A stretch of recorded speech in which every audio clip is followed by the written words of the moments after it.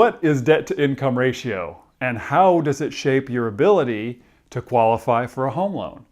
Hey guys, I'm Jared McBride, the Loan Guide, and today on the McBride Guide for Home Financing, we're going over debt to income ratio, or DTI.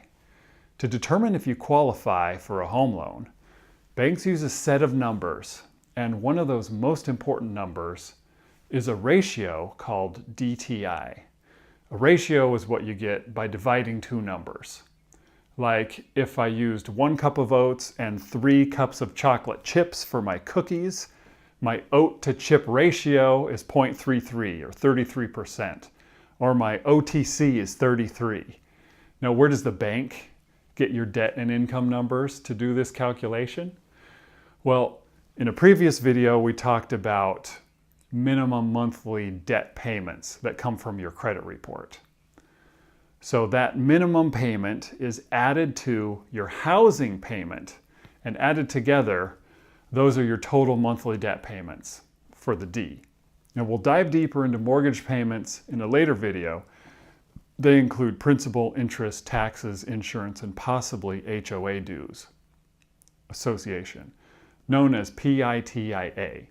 Now, the minimum debt payment plus the housing payment equals the monthly debt, or like I said, the D in DTI.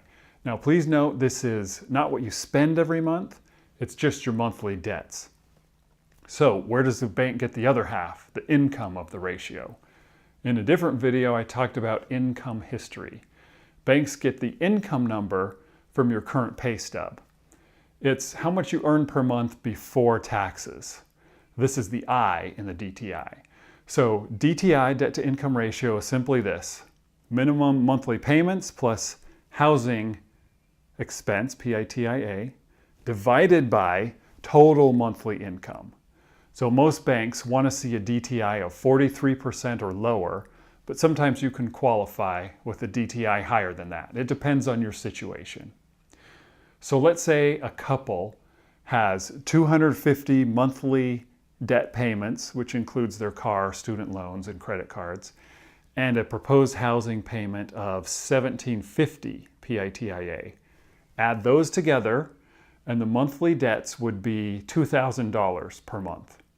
Now the couple's combined income is $5,000 per month before taxes. Together they make $60,000 a year. So to determine the DTI, or the debt to income ratio, we take $2,000 monthly debt divided by $5,000 monthly income, which equals 0.4 or 40% DTI, and they qualify. Earlier we compared qualifying for a loan to baking oatmeal chocolate chip cookies. Have you ever seen a cookie that looked flat, burned, crispy, and dead, almost like a wafer? Too much sugar, not enough flour, will change the cookie into something that's not edible. Ratios are very important in cookies and in qualifying.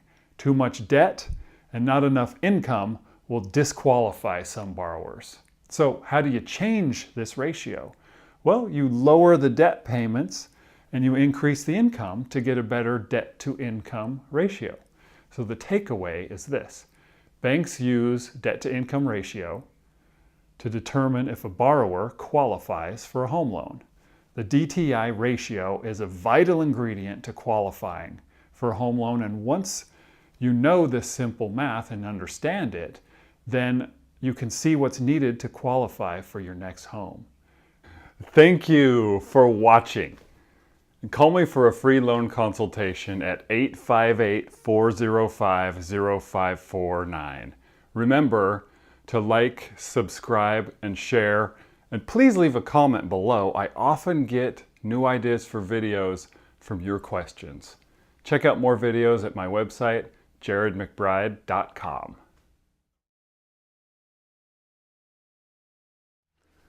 Here we go. Ciao!